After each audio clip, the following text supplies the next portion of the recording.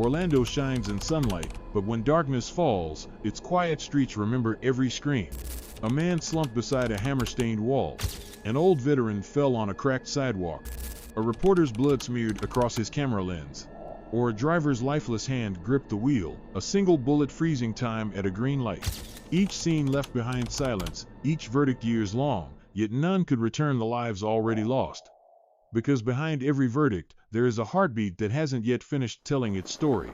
And this is Inside Orlando's Most Notorious Black Killers, Shocking Murders, and True Crime Cases, Part 2.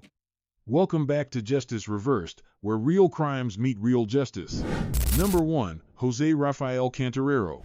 Under the Florida sun, the streets of Orlando seemed still that evening, yet behind one quiet home, something irreversible had already happened. On the 27th of January 2024, deputies in Orange County responded to a late-night call reporting a possible double homicide inside a modest residence on Tucker Avenue. Inside, they found two men, later identified as Joseph Garcia Oliver and Eswin Jose Aragon Hernandez, lying motionless in pools of blood. Their wounds told the story of a brutal assault. Detectives quickly realized they were standing in the aftermath of one of the most violent domestic crime scenes of the year. According to police reports, the man responsible was 29-year-old Jose Rafael Cantarero. Hours earlier, around 7 p.m., Cantarero allegedly walked out of the back door of the same house holding a blood-covered hammer. He approached a witness in the backyard and, in a moment both shocking and surreal, admitted to killing the two men inside. The witness refused to help dispose of the bodies, and after Cantarero left the scene, the call for help followed. Detectives secured the property and began a methodical investigation. The hammer was located near the back door, its handle slick with blood.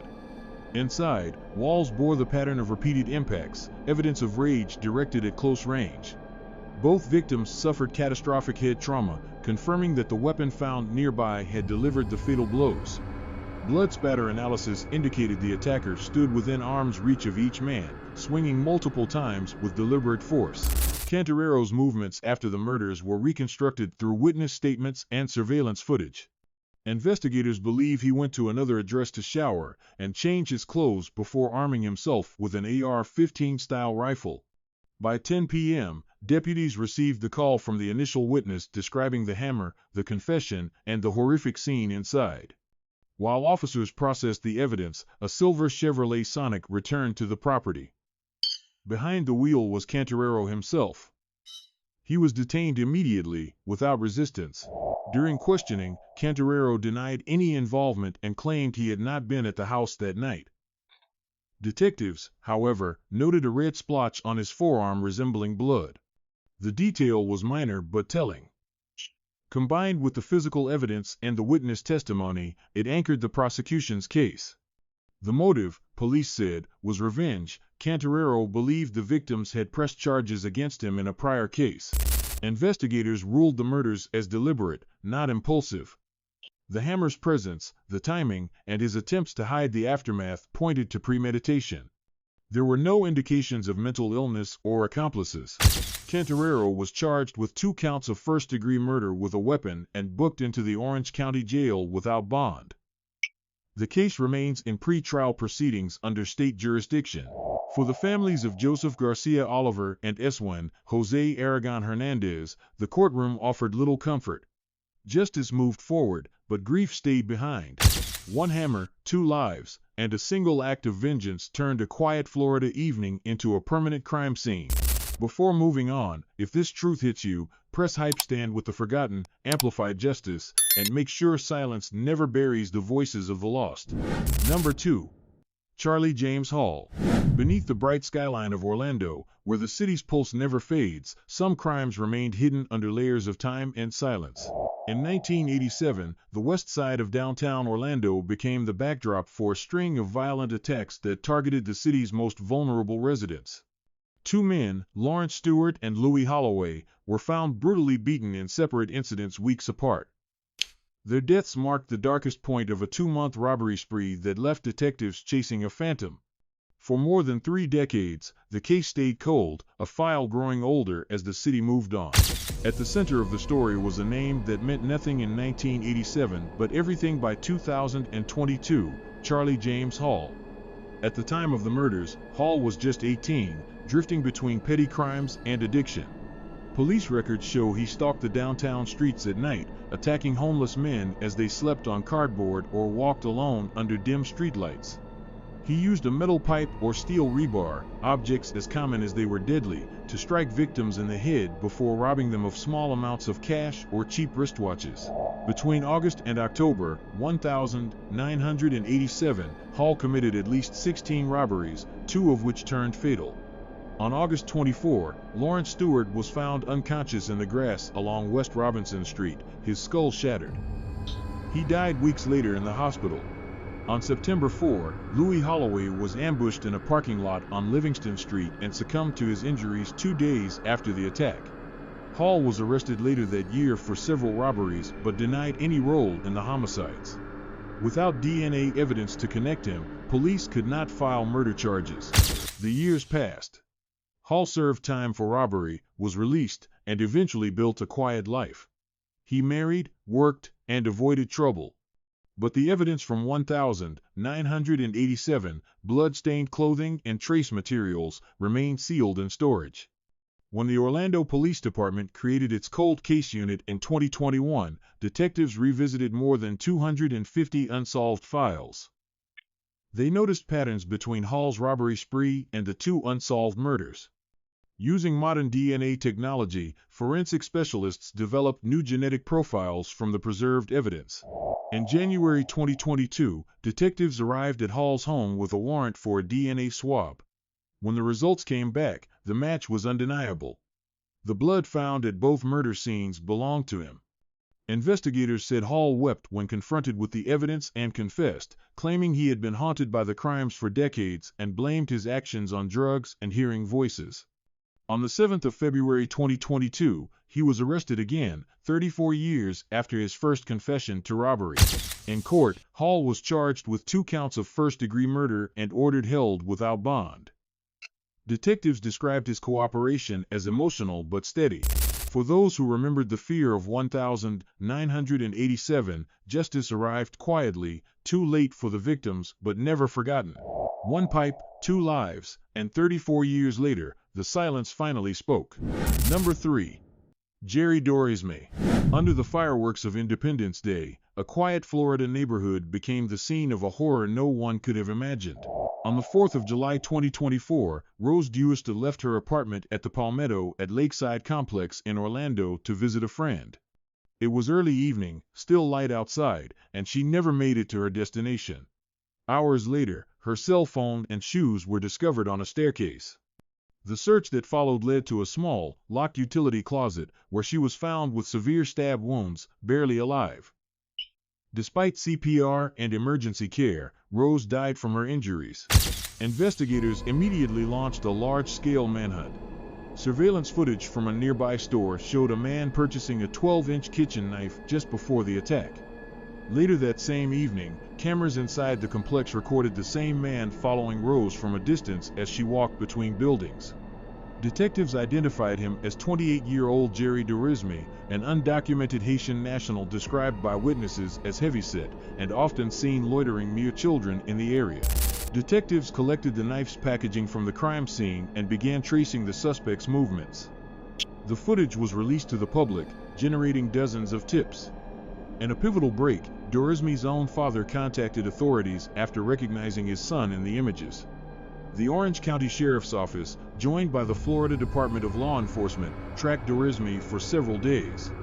He was arrested without incident on July 11, a week after the killing. Forensic analysis confirmed the knife purchase matched the timeline of the attack.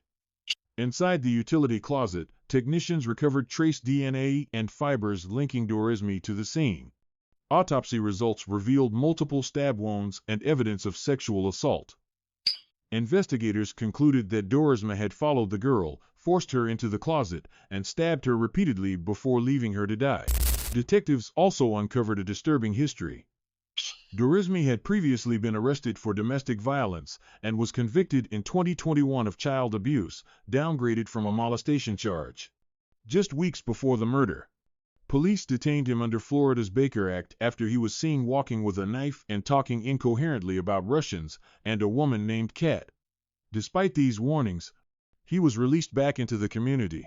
By late July, prosecutors charged Dorisme with first-degree murder, kidnapping, and sexual battery. They described the crime as premeditated and especially cruel, citing the purchase of the knife and the deliberate targeting of a lone child. The Ninth Judicial Circuit State Attorney's Office announced its intention to pursue the death penalty. In court, Dorisme appeared disoriented as his attorney requested a competency evaluation. The judge ordered mental health assessments, and he remains held at the Orange County Jail without bond. Public reaction has been subdued but heavy with grief. For detectives, the case stands as both tragedy and warning, a reminder that one man's madness can shatter a community's sense of safety in an instant. One knife, one closet, and a single walk home changed everything forever. Number 4. Keith Moses. In a neighborhood already used to the sound of sirens, the 22nd of February 2023 became a day Florida would never forget. That morning, 19-year-old Keith Melvin Moses sat in the back seat of a car on Hialeah Street in Pine Hills, west of Orlando. Minutes later, gunfire shattered the quiet. The driver's friend, 38-year-old Nathacha Augustin, was shot point blank. When deputies arrived, Moses had vanished, leaving behind a lifeless body and a trail that would soon expand into one of the most disturbing mass shootings in Orange County history. For hours, investigators canvassed the area, believing the murder was isolated. But at 3:53 p.m., another round of gunfire erupted. This time, it was inside a nearby home on Harrington Drive. Tiana Major and her mother were shot after Moses entered through an unlocked back door. The child, an aspiring gymnast, was struck and killed instantly. Her mother survived with critical injuries. Moments later, on the same street where the first murder occurred, Spectrum News 13 reporter Dylan Lyons and photographer Jesse Walden were covering the morning's crime scene. Moses returned to the area, approached their unmarked news vehicle, and opened fire again. Lyons was fatally shot in the passenger seat. Walden survived with gunshot wounds. The back-to-back attacks, 3 locations, 5 victims, sent shockwaves through the Orlando community and thrust Moses into national headlines. Deputies responding to the second set of shootings spotted Moses walking nearby. His behavior was calm, detached. When they detained him, they found a still-hot Glock .40 caliber handgun tucked into his pants, its slide locked back after being emptied. Ballistic testing later confirmed it was the same weapon used in all 3 shootings. Video evidence from another news crew captured Moses walking away from the scene, providing investigators with an unbroken visual timeline. In the days that followed, detectives pieced together his background. Moses had a juvenile record filled with burglary and theft charges, 8 felonies and 11 misdemeanors before turning 19. Despite that history, he was free at the time of the killings. A grand jury indicted him on 16 counts, including 3 counts of first-degree murder, attempted murder, and armed burglary. Prosecutors said his actions showed clear premeditation, returning to the crime scene, reloading his weapon, and firing at both strangers and acquaintances without provocation. During interviews, Moses remained silent, sometimes pretending to be asleep, sometimes smirking. Forensic psychologists later described him as manipulative, suffering from antisocial personality traits, and capable of faking mental illness. In January 2024, a judge ruled him competent to stand trial. At his brief court appearance, Moses entered pleas of not guilty. The state announced its intent to seek the death penalty, citing the murders of multiple victims as aggravating factors under Florida law. Families of the victims expressed grief and disbelief as prosecutors promised a full trial before the Ninth Judicial Circuit. 3 scenes, 1 gun, and a single day of chaos exposed the thin line between normalcy and violence. A camera, a child, and a city left asking why. Number 5. Lamar Bryant. In a quiet Florida neighborhood, the warmth of the afternoon gave no warning of what would soon unfold behind a family's front door.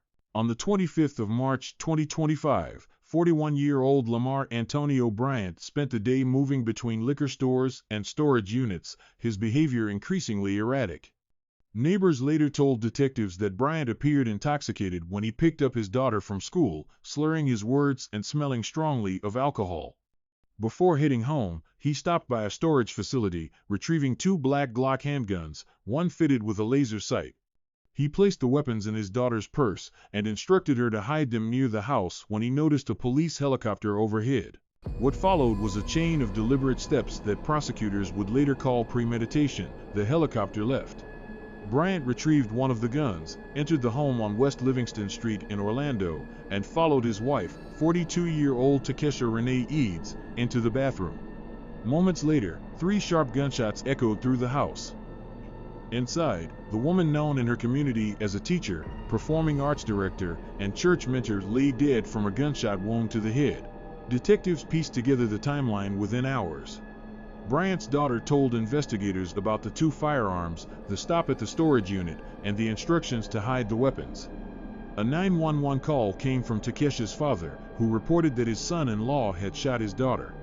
Patrol officers secured the home while homicide detectives collected shell casings, examined ballistic trajectories, and documented the bathroom where the shooting occurred. The retrieved Glock matched the bullets found at the scene.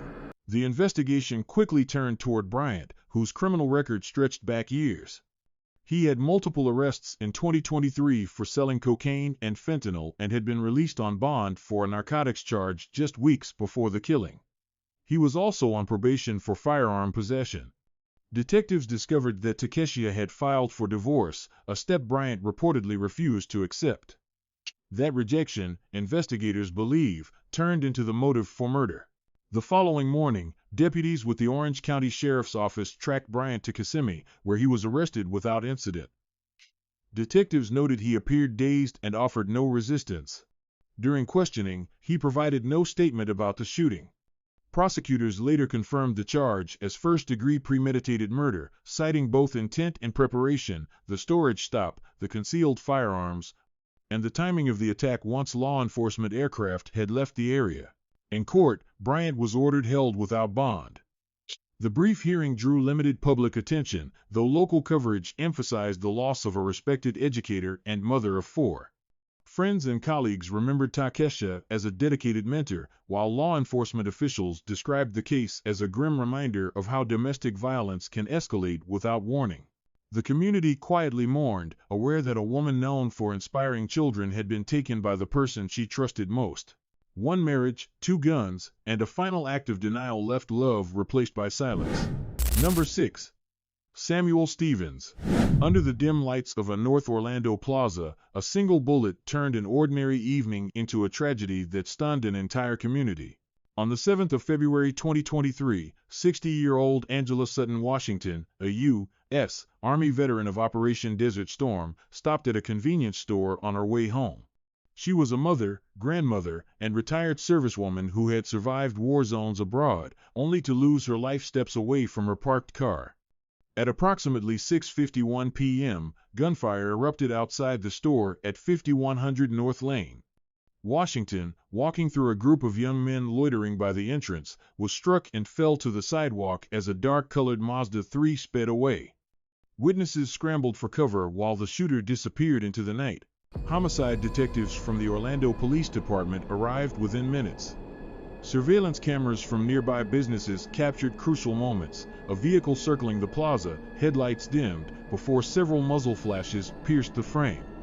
Detectives worked methodically, collecting shell casings and analyzing trajectory patterns to determine the shooter's position. The victim's body lay near the curb, her shopping bag spilled beside her, a stark reminder of how random the violence had been. Over the next several weeks, investigators pieced together the sequence of events. The footage revealed a group of 7 to 9 young males who had been standing outside the store for nearly an hour. Authorities later determined that they were the intended targets of the shooting, not Washington. The suspects, identified through surveillance enhancement and witness cooperation, were Samuel Stevens and 19-year-old Keontae Pitts. Both were seen exiting the suspect vehicle shortly before the gunfire began. Detectives coordinated with the Central Florida Crime Line, releasing still images of the suspects and their car. Community tips began pouring in, one of which directly identified Stevens. Through relentless pursuit, police located him in early June 2023.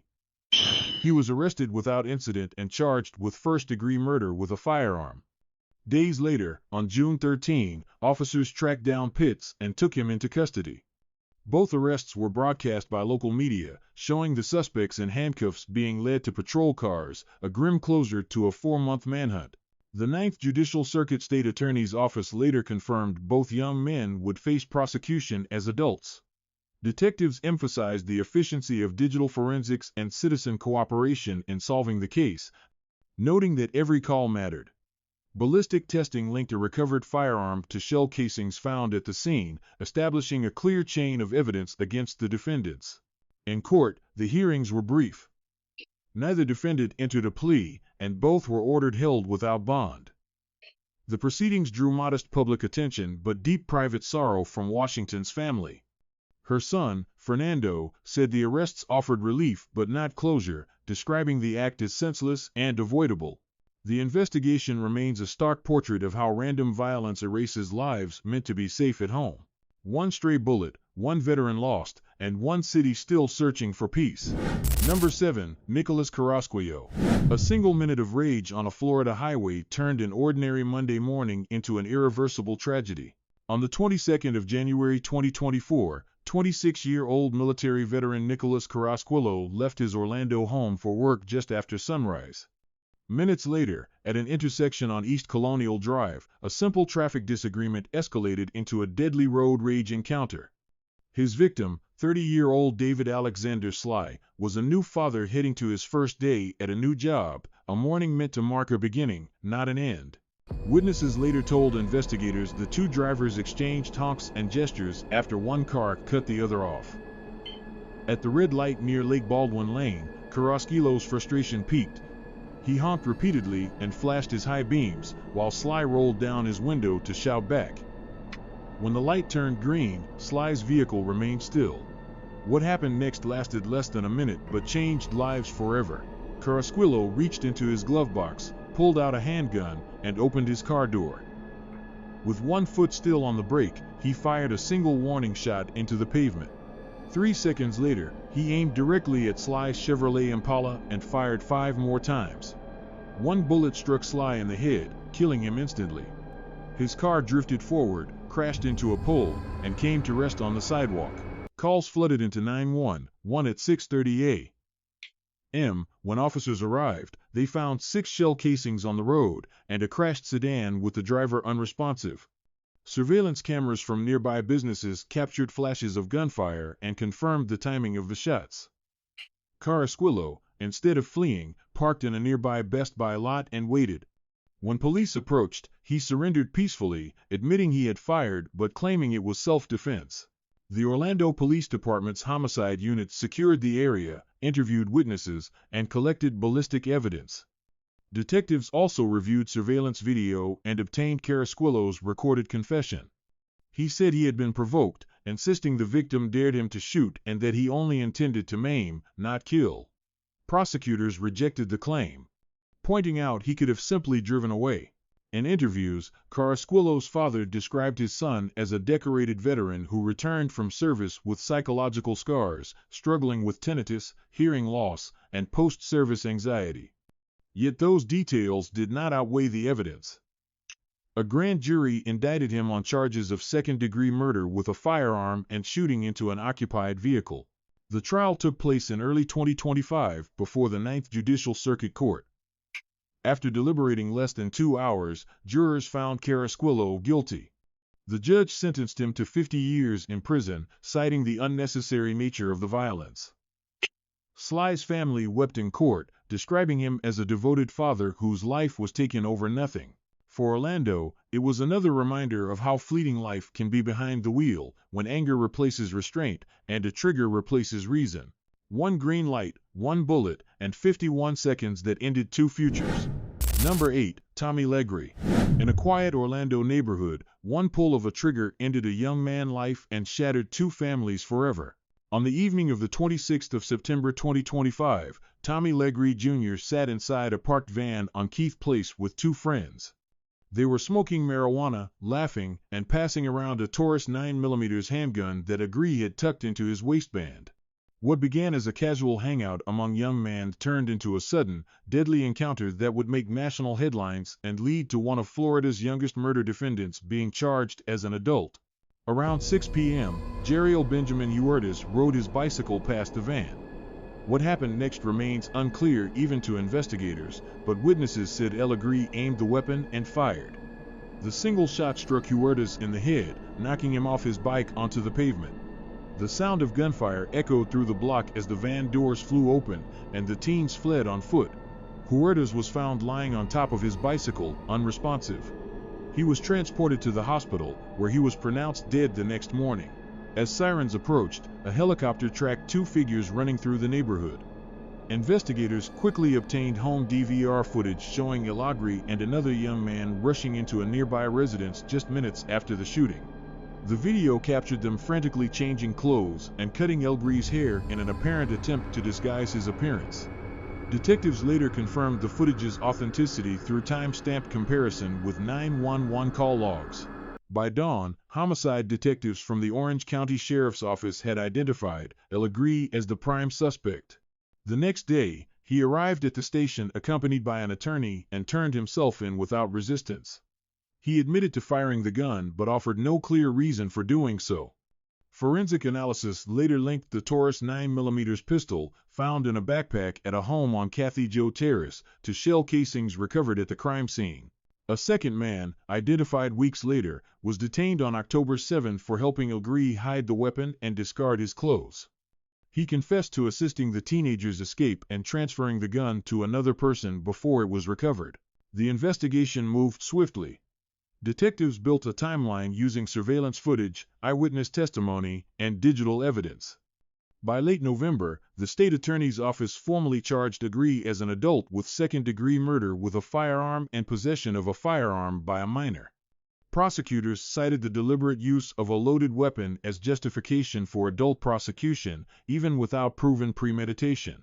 In court, Lagree appeared silent and expressionless, his age striking in contrast to the gravity of the charge.